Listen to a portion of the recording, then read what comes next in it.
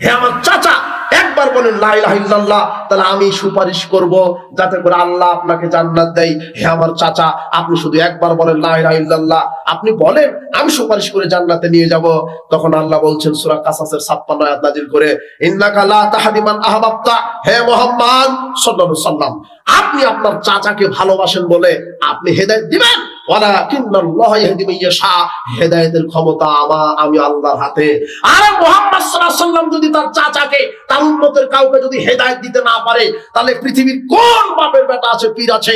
তার মানে যারা বলছে পীরের মুরিদ হলে পীর হেদায়েত দিয়ে জান্নাতে নিয়ে যাবে, এগুলি সব ধর্মের নামে টাটকা ভণ্ডামি। এগুলি আর ভণ্ডামি ছাড়া কিছু নয়। পীর পূজা শিরক, মাজার পূজা শিরক, খানকা পূজা শিরক। এই শিরকি আকীদা থাকলে ঈমান নষ্ট হবে। এই জন্য বলছি, তাবিজ ঝুলালে শিরক হবে, কপালে কালো টিপ দিলে শিরক হবে, পয়লা বৈশাখকে যদি কেউ মূল্যায়ন করে শিরক হবে। তুমি ইতর, তুমি কুকুর, তুমি কাপুরুষ, তুমি কেন পয়লা বৈশাখ পালন করবে? তুমি মুসলিম। এসো বৈশাখ মঙ্গল শোভাযাত্রা জি না, আল্লাহর কাছে প্রত্যেকটা দিন সমান। কোন নির্দিষ্ট দিন কল্যাণের জন্য নির্ধারণ করা শিরক, কোন একটা নির্দিষ্ট দিন কল্যাণ হিসেবে ধারণ করা শিরক। পয়লা বৈশাখকে যারা মূল্যায়ন করে, মানুষের তৈরি করা কোন দিবসকে মূল্যায়ন করা শিরক, কপালে কালো টিপ দেওয়া শিরক। শোনেন, সকালে দোকান থেকে বাকি বিক্রি করা যাবে না জিনিস, এই আকীদা শিরক। রাত্রে ঘরের আবর্জনা ঝাড়ু দেওয়া যায় না, এই আকীদা শিরক। রাত্রে গাছ থেকে ফল পাতা পাড়া যায় না, এই আকীদা শিরক। ঘরের আবর্জনা ঝাড়ু দেওয়া যায় না, আকীদা শিরক। স্বামী স্ত্রী অপবিত্র অবস্থায় কিছু করতে পারে না, এই আকীদা শিরক। কত যে শিরক সমাজে চালু আছে, ঠিক ঠিক ঠিক ঠিক করছে কথা ঠিক, এই আকীদা শিরক। এই শিরকি আকীদা নিয়ে মারা গেলে কবরের শাস্তি হবে। প্রতিপালক আমাদেরকে শিরকের গুনাহ থেকে বাঁচিয়ে দাও। শিরক করলে কবরের শাস্তি হয়। 2, কুফরি করে মারা গেলে শাস্তি হয়। 3, মুনাফিকি থাকলে শাস্তি হয়। 4, পেশাব থেকে সতর্কতা অবলম্বন না করলে শাস্তি হয়। 5, মিথ্যা কথা বললে কবরের শাস্তি হয়। 6, সুদ খেলে কবরের শাস্তি হয়। 7, জেনা করে মারা গেলে কবরের শাস্তি হয়। 8, কোরআন হাদিস জানার পরেও কোরআন হাদিস যারা আমল করবে না তাদের কবরের শাস্তি হয়। 9, যারা সালাত আদায় 5 ওয়াক্ত করে না তাদের কবরের শাস্তি হয়। 10, যারা সিয়াম পালন করবে না এর কারণে কবরের শাস্তি হয়। 11, যাদের প্যান্ট পাজামা লুঙ্গি টাকনুর নিচে যারা পরে এদের কবরের শাস্তি হয়। 12, যারা গীবত পরনিন্দা করে এদের কবরের শাস্তি হয়। আর অনেক আছে, সময়ে জেনে নেবেন। তবে জেনে রাখেন এগুলি কবরের শাস্তি হওয়ার কারণ। এখন ধরন কি কি কি ধরনের কবরের শাস্তি দেওয়া হবে? 1, কবরে আগুনের বিছানা বিছিয়ে দিয়ে কবরবাসীকে শাস্তি দিবেন। কবরবাসীকে জাহান্নামের তৈরি করা পোশাক, আগুনের পোশাক পরিয়ে দিয়ে কবরবাসীকে শাস্তি দেওয়া হবে। তাকে কবর চাপ দিয়ে তার হাড় দিয়ে একত্রিত করে দিয়ে তাকে কবরের শাস্তি দেওয়া হবে। 4, কিছু কবরবাসীর জিহ্বাকে কেটে দেওয়া হবে। জিহ্বা কার কাটা হবে? জিহ্বা কাটা হবে ওই যে মিথ্যুক বক্তার। রাসূল বলছেন, রাইতু লাইলাতা উসরা বিরিজালান, আমি এমন একটা রাত্রে দৃশ্য দেখলাম, তুকরাজু শিফাহুম বিমাকারিজা মিনান নার, কিছু ব্যক্তির জিহ্বা আগুনের কেচি দ্বারা কাটা হচ্ছে। আমি বললাম, মান হাওলায়ে, এরা কারা? আল জিবরাইল, এরা কারা যার জিহ্বা আগুনের কেচি দ্বারা কাটা হচ্ছে? তখন মুহাম্মদ সাল্লাল্লাহু আলাইহি ওয়াসাল্লাম বলছেন, হাওলায়ে খুতবাউ মিন উম্মতি, এরা হলো আপনার উম্মতের বক্তাগণ, যারা বক্তব্য দিতে গিয়ে মিথ্যা কথা বলে। আরে তাই তো দেখা যায় মিডিয়াতে বাহাস ডিবেটের কথা বসে, বাহাস ডিবেটের নাম নিয়ে এক শ্রেণীর আলেম ওলামা আছে, মানুষের বানোয়াট, ইহুদি খ্রিস্টানের বানোয়াট, জালজয়ী বানোয়াট হাদিসের উপরে ওকালতি করে। এই মিথ্যুক বক্তাদেরই কবরে জিহ্বা কেটে দেওয়া হবে। জালজয়ী হাদিসের ওকালতি করবেন না। মুহাম্মদ সাল্লাল্লাহু আলাইহি ওয়াসাল্লাম বলছেন, আমার নামে কেউ যদি একটা হাদিস তৈরি করে, সেটা যদি আমার না হয়, তার থাকার জায়গায় জাহান্নাম হবে। এক শ্রেণীর মিথ্যুক বক্তা আছে যাদের জিহ্বা কেটে নেওয়া হবে। আশ্চর্য কথা, এই যুবক, তুমি তো ভাইরাল বক্তার পিছনে ছোট, তোমাকে আমি চিনি। ভাইরাল বক্তা, তোমার বক্তা তো ফেসবুক মুজাহিদ, তোমার বক্তা তো ফেসবুক মুজাহিদ। ও আহলে হাদিস ওলামাদেরকে বলছে ইহুদি খ্রিস্টানের দালাল। তোমার বক্তা বলছে আহলে হাদিস ওলামারা ইহুদি খ্রিস্টানের দালাল। সারা বিশ্ব যখন ফিলিস্তিনের পক্ষে, তখন আহলে হাদিসেরা নাকি ইসরায়েলের পক্ষে। এটা মিথ্যা কথা। এই অপবাদ দিয়েছে, এই অপবাদের বিচার হবে। পৃথিবীতে যদি কলমে কথায় সংগঠন দ্বারা ইহুদিদের বিরোধিতা করে, একমাত্র তারাই হচ্ছে আহলে হাদিস বাচ্চারা। ওর ইতিহাস জানা নাই। তুমি এই ভাইরাল বক্তার পিছনে ছোট না, যে কথা বলতে গেলে মিথ্যা বলে। বলছে তোমার এই বক্তা ফেসবুক মুজাহিদ, তোমার এই বক্তা ফেসবুক মুজাহিদ। অথচ এই মুজাহিদকে যখন জিজ্ঞাসা করা হলো, আপনি এত জিহাদ জিহাদ করেন, তো আপনি জান না ফিলিস্তিনের পক্ষে ইসরায়েলের বিপক্ষে একটু যুদ্ধ করেন? তোমার ভাইরাস বক্তাকে যখন প্রশ্ন করা হলো, আপনি জান না ফিলিস্তিনের পক্ষে ইসরায়েলের বিপক্ষে যুদ্ধ করেন, তখন তোমার বক্তা জবাব দিয়েছে কাপুরুষের মতো। কি? তোমার বক্তা তখন বলেছে সরকারের কাছ থেকে অনুমতি দিতে হবে। আরে বেটা, এই কথা 50 বছর আগে আহলে হাদিস আলেমরা বলেছে, আজও বলছে। আজকে যদি বাংলাদেশ সরকার অনুমতি দেয় যে ফিলিস্তিনের পক্ষে যুদ্ধ করতে হবে, ইসরায়েলের বিরুদ্ধে যুদ্ধ করতে হবে, সরকার যদি আজকে ঘোষণা দেয়, ওয়াল্লাহি আল্লাহর কসম, আহলে হাদিসের বাচ্চারা জিহাদের প্রথম কাতারে থাকবে। ইতিহাস জানতে হবে তোমাকে। তোমার এই বক্তা কত মিথ্যার উপর অপবাদ দিয়েছে, ইসলামের উপরে মিথ্যা অপবাদ দিয়েছে। বলেছে সুমাইয়া রাদিয়াল্লাহু আনহা আবু জাহেলের মুখে থুতা মারেছে। জি না, সারা পৃথিবীর ইতিহাস খুঁজলে পাওয়া যাবে না। থুতা নিক্ষেপ করা কোন সাহাবীদের কাজ ছিল না, থুতা নিক্ষেপ করা ছিল আবু জেহেল বংশেরদের কাজ। থুতা নিক্ষেপ করা কোনো ভালো মানুষের বৈশিষ্ট্য নয়, থুতা নিক্ষেপ করা কোনো সাহাবাদের বৈশিষ্ট্য নয়। তুমি ইতিহাস পড়ো, উকবা ইবনে আবু মুআইদ এই লোকটা রাসূল সাল্লাল্লাহু আলাইহি ওয়াসাল্লামের মুখে থুতু মেরেছে। উতাইবা ইবনে আবু জেহেল, আবু জেহেলের ছেলে উতাইবা মুহাম্মদ সাল্লাল্লাহু আলাইহি ওয়াসাল্লামের মুখে থুতু নিক্ষেপ করেছে। তার মানে থুতু নিক্ষেপ করা সাহাবাদের বৈশিষ্ট্য নয়, থুতু নিক্ষেপ করা আবু জেহেলদের বৈশিষ্ট্য। তুমি আহলে সুন্নাহ ওয়াল জামাত আকীদা মানহাজের উপরে থুতু নিক্ষেপ করে প্রমাণ করে দিয়েছো তুমি নিশ্চিত আবু জেহেলের বংশধর। তোমার বিচার হবে। তোমাকে এত শক্ত করে, আপনাকে এত শক্ত করে আমি বলতে চাচ্ছিলাম না। যখন আকীদা মানহাজের উপর আক্রমণ করা হয়েছে, তখন আমি এত শক্ত করে আপনাকে কথা বলছি। আপনি ধর্মের নামে মিথ্যা অপবাদ দিয়ে জাতিকে গোমরাহ করছেন।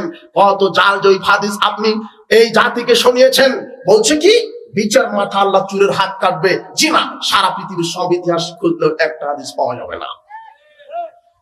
তোমার এই বক্তা ফেসবুক মুজাহিদ, শুনে রাখো, এই মিথ্যুক বক্তাদের বিচার মাঠে কি কাটা হবে?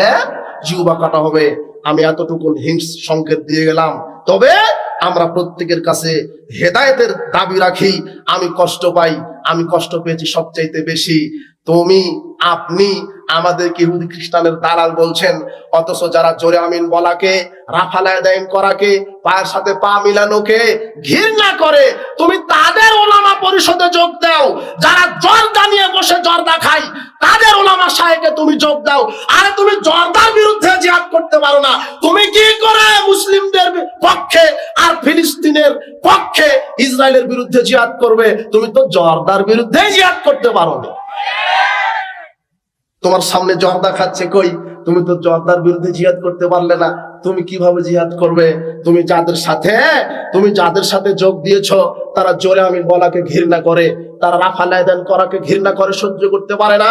আরে আপনি হাদিস করেন, ইবনে মাজাহ 856 নম্বর হাদিস, আয়েশা রাদিয়াল্লাহু তাআলা আনহা বলছেন, মাহাসাদাতকুমুল ইয়াহুদু আলা শাই, ইহুদিরা শুধু মুসলমানের সাথে দুইটা কারণে শত্রুতা করে।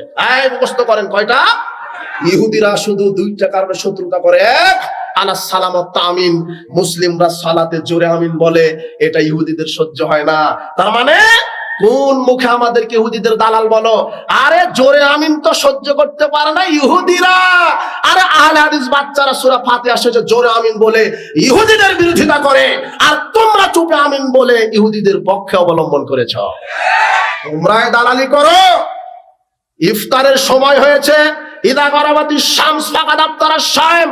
মুহাম্মদ সাল্লাল্লাহু আলাইহি ওয়াসাল্লাম বলছেন, যখন সূর্য ডুবে যাবে তখন সায়েম ইফতার করবে। ইফতারের লিফলেটে লেখা হয়েছে সূর্য অস্ত যাবে 6টা 20-এ, ইফতার হবে 6টা 23-এ। 3 মিনিট যোগ করা হলো কেন? এই জবাব কে দিবে? 3 মিনিট যোগ করলেন কেন? সতর্কতামূলক মুহাম্মদ সাল্লাল্লাহু আলাইহি ওয়াসাল্লাম কি বলেছেন 3 মিনিট 4 মিনিট সতর্ক করো, কিছু সময় সতর্ক করো?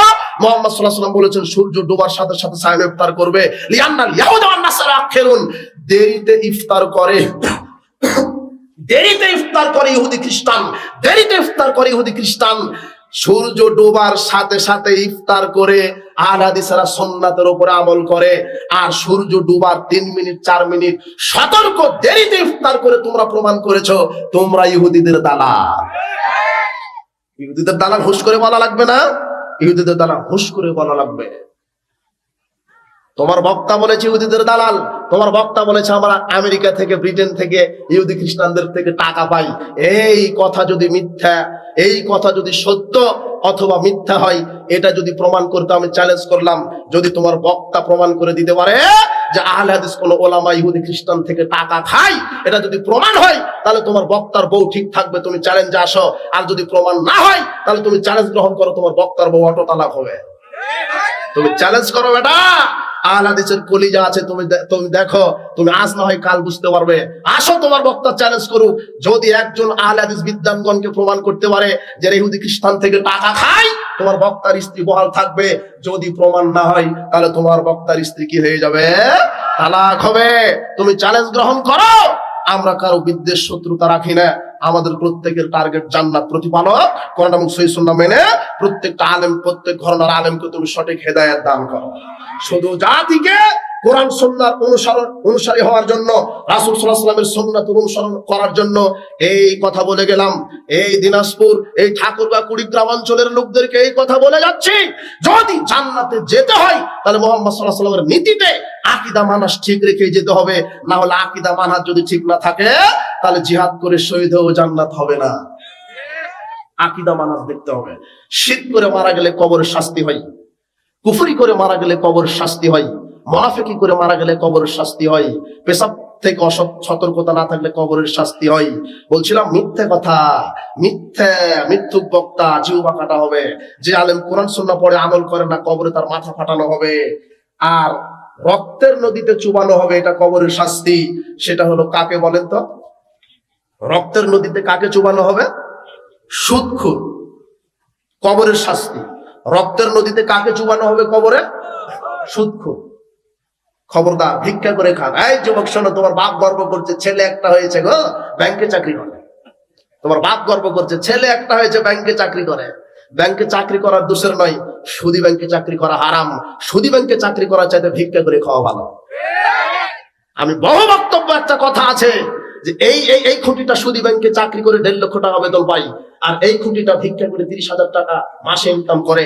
এই 1.5 লক্ষ টাকা থেকে দুধ দিয়ে সাহারি খেয়ে সিয়াম রাখবে, এর সিয়াম আল্লাহ কবুল করবেন না। আর এই লোকটা ভিক্ষা করা টাকা দিয়ে দুধ দিয়ে ভাত খেয়ে সাহারি খেয়ে সিয়াম রাখবে, এর সিয়াম আল্লাহ কবুল করবে কেন? একটা হারাম আর একটা কি বলেন তো? তোমার ভাইকে বলো যে বেটা ভাই ভিক্ষা করে খাও, সুদী ব্যাংকে চাকরি করো না। এটা আমি গদিতে বললাম। ভিক্ষা করবে কেন? তোমার ভাই ব্যবসা করবে, হালাল ব্যবসা, হারাম ব্যবসা নয়। সুদ হারাম, সুদের ব্যবসা হারাম। মদ হারাম, মদের ব্যবসা হারাম। ওই যে বাজারে দেখো, তোমার চাচা মুদির দোকান দিয়েছে, তেল বিক্রি করে, চাউল বিক্রি করে, সিগারেটও বিক্রি করে। তোমার চাচা তেল বিক্রি করেছে 12,000 টাকা, আর একটা সিগারেট বিক্রি করেছে 12 টাকা। কয় টাকা? তাহলে 12,000 কয় টাকা হলো? 12 টাকা। এই 12,012 টাকা দিয়ে কুরবানির পশু কিনে কুরবানি করবে, কুরবানি কবুল হবে না। বলো তো কেন হবে না? এই যে 12 টাকা কি আছে? হারাম। চূড়ান্ত কথা। এই জন্যই বিচার মান। জর্দা হারাম, জর্দা বিক্রি করা হারাম। বিড়ি সিগারেট হারাম, তার ব্যবসা হারাম। ইয়াবা ফেন্সিডিল হারাম, তার ব্যবসা হারাম। বলছিলাম যে সুদ খেলে তার কবরের শাস্তি হয়, জেনা করলে তার কবরের শাস্তি হবে কি? তন্দুর চুলাতে তাকে জ্বালানো হবে, বল করে আগুন উঠে যাবে, উলঙ্গ নারী পুরুষ উপরে উঠবে, আবার নিচে চলে আসবে। এরা হবে জেনাকার, জেনাকারিনী। যেই জেনা বাংলাদেশে প্রত্যেকটা ঘরে ঘরে প্রায় হচ্ছে। পরক্রিয়া। স্বামী আছে তারপরও পরের স্ত্রী, স্বামী আছে তারপরও পর স্বামী, স্ত্রী আছে তারপরও পরের স্ত্রীর কাছে পরক্রিয়া। আর এই ছেলে শোনো, তুমি 31st দিবস পালন করো, তুমি 1 বৈশাখ ল্যাংটা লুচ্চা দিবস পালন করো, 14 ফেব্রুয়ারি লুচ্চা দিবস তুমি পালন করো, তাই না? এখানে একটা কথা বলা আছে যে বাংলাদেশে একটা মাস আছে কুকুর জোড়া লাগে। বলো তো সেটা কোন মাস? কার্তিক মাস। আর বাংলাদেশের কিছু পতিতালয়ের নারী পুরুষ আছে, এরা জোড়া লাগে 14 ফেব্রুয়ারি। যারা এই দিনে জোড়া লাগে, এদের বাপ আমাকে ফোন দিয়ে বলে, আকবর বিন আবেদ সাহেব, মেয়েকে বিবাহ দিয়েছি, 1 সপ্তাহ হয়নি, কিন্তু মেয়ের পেটে 4 মাসের বাচ্চা। তখন আমি বলেছি কি কারণে? কতবার শিক্ষা সফরে পাঠিয়েছেন আর কতবার লুচ্চা দিবস পালন করেছে। তখন বাপ বলছে বেহিসাব। বাপ বলছে কি হিসাব? বেহিসাব। তাই বলেছে লুচ্চা দিবস পালন করতে গিয়ে বিষ ঢুকে গেছে, নাউজুবিল্লাহ মিন জালিক। কথা কঠিন হচ্ছে নাকি? তুমি দেখো না, ওই যে একটা ছেলেটা, আতরের ছেলেটা রাস্তায় ফেলে দিয়ে চলে গেছে। কে দিয়ে গেছে? বুঝুনি তুমি? 10 বছর পরে দেখবে আমেরিকা ব্রিটেনের বাচ্চাদের সার্টিফিকেটে বাপের নাম লেখা থাকে না? বলো তো কেন? মানে বাসুরের জানা নাই ও কোন ষাঁড়ের বীজের। এরাও বলতে পারবে না যে আমি কার। এই লুচ্চা দিবস শুরু হয়ে গেছে। বিচার এই জন্য হবে যারা জেনাকারী এদের কবরের শাস্তি হয়। এরপরে কার শাস্তি হবে? গাল চিরে দেওয়া হবে। একটা চিরলে আর একটা, এটা ভালো হতো তো আর একটা চিরবে, ওটা আবার চিরবে এবং গাল চিরে দিতে হবে, চিরে দিবে কবর। এটা কার বলেন তো? মৃত্যু। মাথা ফাটানো হবে এক শ্রেণীর আলেমের, যারা কোরআন হাদিস থেকে কথা বলবে কিন্তু নিজে আমল করবে না। এরা হলো এই আলেমদের মাথা ফাটানো হবে। এরপরে যারা সিয়াম রাখে না তাদের শাস্তি কি? মুহাম্মদ সাল্লাল্লাহু আলাইহি ওয়াসাল্লাম বলছেন, জিবরাইল আর মিকাইল আমাকে নিয়ে গেল একটা পাহাড়ের কাছে, গিয়ে বলছে আপনি উঠেন উপরে। মুহাম্মদ সাল্লাল্লাহু আলাইহি ওয়াসাল্লাম বলছেন, না আমি তো উঠতে অক্ষম। জিবরাইল আর মিকাইল দুজন ফেরেশতা পাহাড়ের উপরে উঠিয়ে দিলেন। মুহাম্মদ সাল্লাল্লাহু আলাইহি ওয়াসাল্লাম বলছেন, এমন একটা দৃশ্য দেখলাম যে কিছু লোককে আল্লাহ ফেরেশতারা ওপরে পা ঝুলিয়ে রেখেছে, মাথাটা নিচের দিকে আছে। ওই যে কুরবানির সময়তে যে ছাগলগুলি জবাই করে গাছে ঝুলানো হয়, বুঝেননি কথা? কেন ঝুলিয়ে দেওয়া হয়? চামড়া ছিলানোর জন্য, তাই না? এইভাবে ঝুলানো আছে। মুহাম্মদ সাল্লাল্লাহু আলাইহি ওয়াসাল্লাম অবাক হলো, এরা কারা? জিবরাইল মিকাইল এরা কারা? এইভাবে ঝুলানো আছে। চতুর্দিকে ফেরেশতারা ছুরি নিয়ে তাদের শরীরটা চিরে দিচ্ছে, গলগল করে রক্ত বের হয়ে যাচ্ছে। আমি বললাম, জিবরাইল মিকাইল এরা কারা? তখন বলছে মুহাম্মদ সাল্লাল্লাহু আলাইহি ওয়াসাল্লাম, এরা হচ্ছে তারা যারা রমাদানে সিয়াম পালন করতো না। যারা রমাদানে কি পালন করতো না? সিয়াম। ভালো মানুষ সিয়াম রাখে না। এরপরে আর একটু পাশে গিয়ে দেখলাম যে কিছু নারীর স্তনে সাপ দংশন করছে। এরপরে কিছু পাশে গিয়ে দেখলাম কিছু নারীর স্তনে সাপ দংশন করছে। আমি বললাম, এই নারী কারা? তখন জিবরাইল মিকাইল বলছে, এরা হলো ওই নারী যেই নারীরা তাদের বাচ্চাকে দুধ দিত না।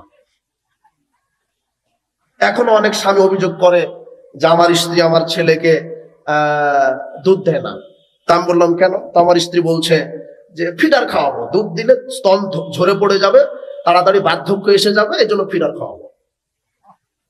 যেই মা তার সন্তানকে দুধ দেয় না, ওই মহিলার কবরের শাস্তি হবে, স্তনে সাপ দংশন করবে। আরো অনেক কবরের শাস্তির ধরন আছে। সর্বশেষ যেটা আপনাকে মনে রাখতে হবে আর আমল করতে হবে, বেনামাজির কবরের শাস্তি। আযাবুল কাফির ফি কবরিহি, বেনামাজির কবরের শাস্তি কি?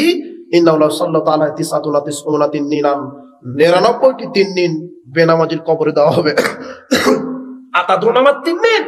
সাহাবীগণ,